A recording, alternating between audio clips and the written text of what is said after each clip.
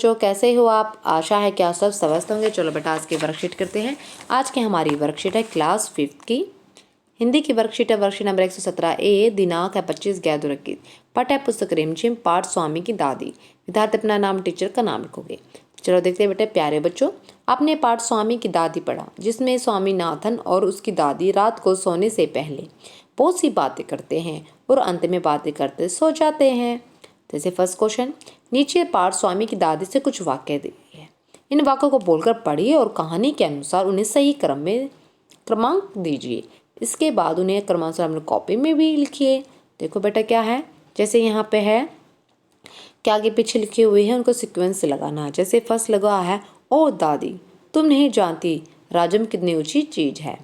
तो फिर उसके बाद क्या आएगा सेकंड में, उसके बाद आएगा अरे नहीं उसे 100 में से 90 नंबर मिले, इसमें 2 आएगा। फिर है बेटा आपका थर्ड, मैं कई सालों तक उसे गले में पहनती रही, 3। फिर उसके बाद फोर्थ में आएगा सच बड़ा बहादुर लड़का है, 4th। उसके बाद है अच्छा बताओ कितने शेर आए, यहाँ पर बेटा 5। और लास्ट में दादी भी रुक रुक कर बोलने लगी, फिर वह भी सो गई, यहाँ पे 6 सीक्वेंस ही आएंगे। अब सेकंड क्वेश्चन देखते हैं। नीचे दिए शब्दों के अर्थ लिखकर उनके शब्दों से वाक्य बनाइए। जैसे संदेह, शक, स्वामी की दादी को राजम पर संदेह था कि राजम शेर को कैसे मार सकता है। ऐसे प्रसन्नता, प्रसन्नता क्या होती है बेटा, का मीनिंग होता है खुशी। प्रसन्नता क्या होती है, खुशी। आप लिखोगे यहाँ पर बड़ी प्रसन्नता से भरकर स्वामीनाथन बोला, ओ दादी तुम नहीं जानती राजम कितनी ऊंची चीज है। आज अब इसके सेंटेंस बनाओगे, वाक्य बनाओगे, ठीक है। आप ये भी बता सकते हो कहानी सुनने के बाद जो राजम था, जो स्वामी था, वह बहुत प्रसन्न हुआ। अब है उत्साह, उत्साह क्या होता है बेटा, जोश। क्या होता है, जोश, ठीक है। कि स्वामी को कहानी सुनने का बहुत ही उत्साह था, यानी बहुत ही उत्साह से सुना। ये भी लिख सकते हैं कि स्वामी कहानी सुनने के लिए बहुत ही उत्साहित था। अधीर, अधीर का मीनिंग क्या होता है बेटा, अधीर का मीनिंग होता है धैर्य रहित, धैर्य रहित। आप इसका वाक्य बना सकते हो, स्वामीनाथन अधीर होकर उसकी कहानी खत्म होने का इंतजार करने लगा, ठीक है बेटा। अब आगे है चकित।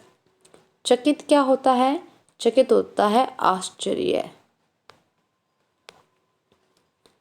जैसे तुम्हारे दादा कभी कभी ऐसे उत्तर लिखते थे जिससे यानी परिशिक्षकों को भी, यानी जो चेक करते हैं ना बेटा, परिशिक्षकों को भी चकित कर देते थे। क्या है इसमें, तुम्हारे दादा कभी कभी ऐसे उत्तर लिखते थे कि परिशिक्षकों को भी चकित कर देते थे। ऐसे आपको उनका वाक्य लिखना बेटा। थोड़ा नीचे आपके लिए कुछ वाक्य लिखे गए हैं, इन्हीं वाक्यों की हेल्प से आप कहानी को आगे बढ़ाइए। जैसे एक गांव में कृष्णा नाम का एक किसान रहता था। वह बहुत बूढ़ा हो गया था। उसने सोचा कि वह अपने खेतों को गांव के सबसे समझदार व्यक्ति को देगा, ताकि उसकी जो खेती है वही सही काम चलता रहे और उसका भी गुजारा होता रहे। ऐसे बेटा आपको इन वाक्यों को जोड़कर आपको कहानी को थोड़ा और बढ़ा देना है। आपने जैसे डायलॉग क्रिएट करने हैं इनके, और उनको आपको इसमें लिखने हैं। आप कुछ भी लिख सकते हो। जैसे मेरा ओपिनियन है कि यही, जैसे वो बूढ़ा हो गया था, उसने सोचा अपने खेतों गांव के सबसे बड़े जमींदार को देगा, तो उनकी खेतों की भी देखभाल होती रहेगी और उनकी फसल भी अच्छी होती रहेगी। और ऐसे आप कुछ ऐसे वाक्यों कुछ और भी जोड़ सकते हैं। फिर है अभिभावक के लिए सुझाव। बच्चों को घर के सभी सदस्यों का आदर करने, बुजुर्गों का विषय ध्यान रखने व उनके अधिक समय व्यतीत करने के लिए प्रेरित कीजिए।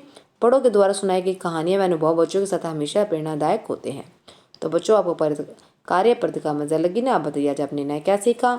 कोविड-19 रिलेटेड मैसेज, अपने हाथों को साबुन से पानी से नीम से धोए। चलो बेटा आज की वर्कशीट फिनिश होती है। Bye bye.